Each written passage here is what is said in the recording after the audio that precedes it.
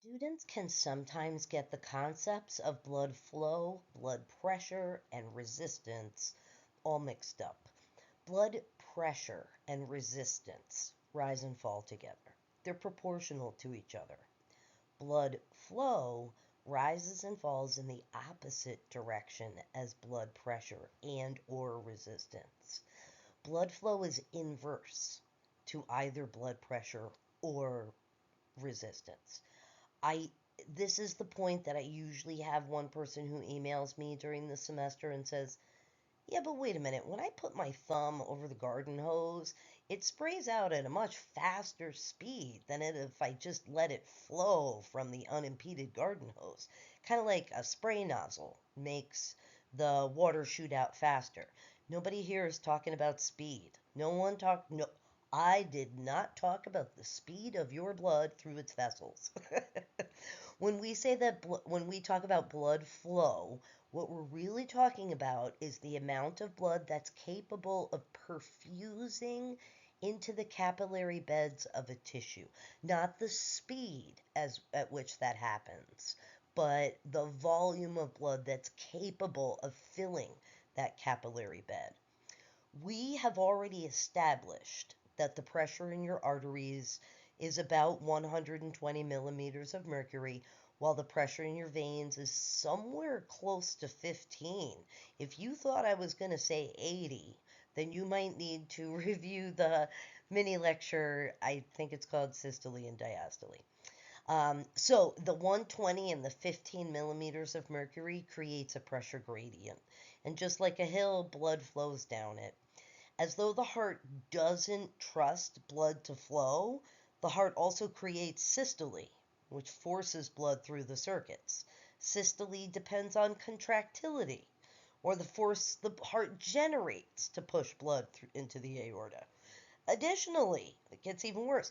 It depends on the elasticity of your arteries or that recoil.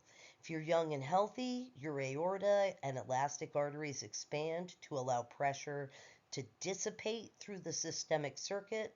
However, if you have a lifetime of loving cheese like I do, your aorta has calcifications and it cannot expand when blood enters. And the pressure it then increases due to reduced elasticity, which increases your afterload, which then increases your diastolic pressure. The previous slide talked about things that encourage blood to flow through your systemic circuit, but listed on this slide are all, or pretty much most, of the things that discourage blood to flow. These are the things that are called resistance. And together, they create this cumulative friction that occurs as blood passes through and touches vessel walls. This friction, it's reflected in the measurement of blood pressure. These items and how they specifically oppose blood flow are discussed in another mini lecture. The concept of blood flow involves creating enough pressure to overcome resistance.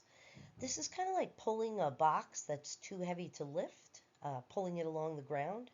You have to apply a lot of push and a lot of pull with your muscles in order to overcome the friction that the box has with the ground. We can calculate blood flow. The top part of this equation here is what encourages blood flow, and that's the pressure gradient. Pressure's high in the aorta, it's low in the vena cava. But it's this number, the pressure gradient, that usually confuses students because it's not really one number, it's the difference between two numbers. It's actually the pulse pressure. We defined pulse pressure as your systolic minus your diastolic pressure. And that's what we have here, 120 minus 80.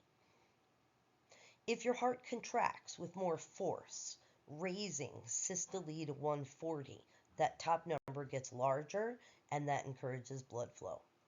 But if your diastolic blood pressure rises to 100, that actually makes the gradient smaller and it reduces blood flow. In math and science, we use a triangle symbol to indicate difference or change. We're going to use it for difference here. Thus, the difference in pressure encourages blood flow while resistance discourages it. I know you'll be reluctant to this, but I want you to prove this for yourself. Start out with 120 minus 80 over 1, which gives you a blood flow of 40. Increase each of the numbers and do the calculation to see what happens to blood flow. Then decrease each of these numbers and do the calculation and see what happens to blood flow. It can be something as simple as raising systolic pressure to 121 or raising resistance to 2. You don't have to use real numbers, you just have to use approximates to prove a point. This will not be the last time we see this equation. We see it for airflow too. And I urge you to understand this equation here. So what do we mean when we say that resistance decreases as the blood flows down the pressure gradient? Well, resistance is a measure of the amount of friction blood encounters as it travels through the vessels. Resistance is also used to describe any type of opposition to blood flow. So, since most of the resistance is located in your systemic circuit or peripheral circulation, because it's the biggest circuit, we often call your blood pressure or refer to it as peripheral resistance or systemic resistance. Because when we take your blood pressure, we are only measuring the pressure in the artery side of your systemic circuit.